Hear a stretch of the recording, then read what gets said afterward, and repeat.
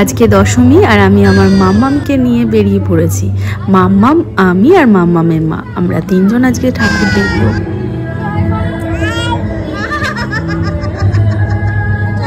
আমাদের পাড়ার কাছাকাছি 2-3টে ঠাকুর দেখে আজকে বাড়ি চলে যাব। তো প্রথমেই চলে এসেছি গান্ধী মাঠের পূজা মণ্ডপে। তো চলো তোমরাও দেখে নাও এবারে কি করেছে গান্ধী মাঠের প্যান্ডেল। এনাদের এইবারের থিম শিরোনাম।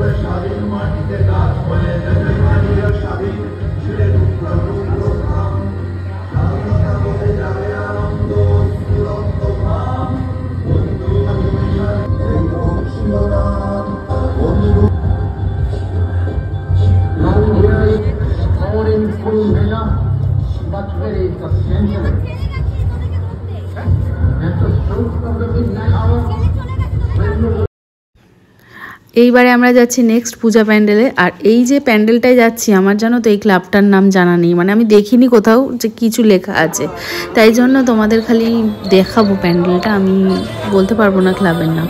তো এখানে চলে এসেছি আমরা। আর মাম্মাম না ভূত খুব পছন্দ করে, এটা খুব অদ্ভুত ব্যাপার, কিন্তু ও সব সময় বলবে ভূত চালাও, ভূত, ভূতকে বলে ভূ চালাও, ভূ চালাও। আর শাকচুন্নিটা এত ভালো বলতে পারে সে, তোমাদের কোনো একটা ভিডিওতে আমি দেখাবো। ওর মানে পছন্দের ভূত হচ্ছে শাকচুন্নি।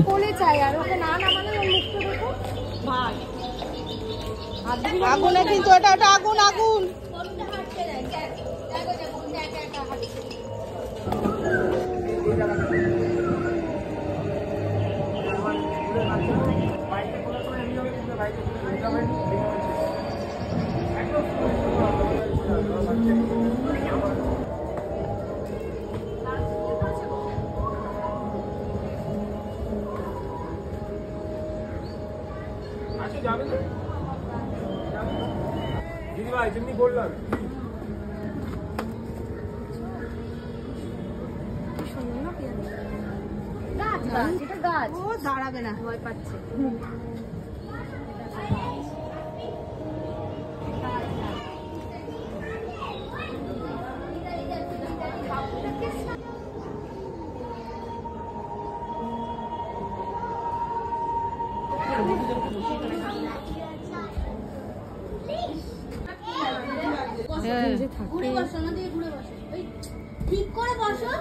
আলোটা না একটু গন্ডগোল দিয়ে দিয়েছে। সোজা দেখো, সোজা আমার দিকে তাকাও। চলো চলো চলো, আসো আসো। আচ্ছা ভু ভু কর, আর করবি ভু ভু, ভু ভু করবি। গাছ গাছ কি এটা? পাবি না এটা কি? এইবার আমরা নেক্সট যে পূজা প্যান্ডেলটা দেখবো সেই ক্লাবের নাম বেলেঘাটা বান্ধব সমিতি ক্লাব।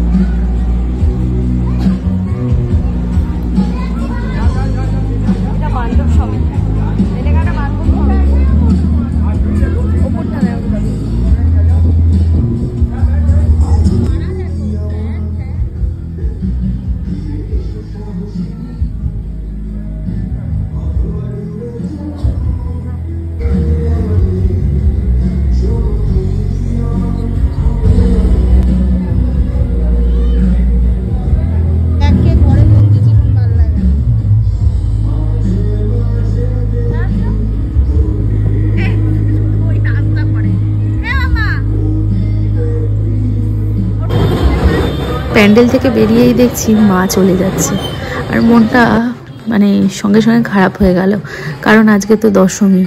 আমরা মাকে যেতে দিচ্ছি না ঠিকই, কিন্তু মা তো চলেই গেছে, তাই না? খালি মূর্তিটা পড়ে আছে মণ্ডপে।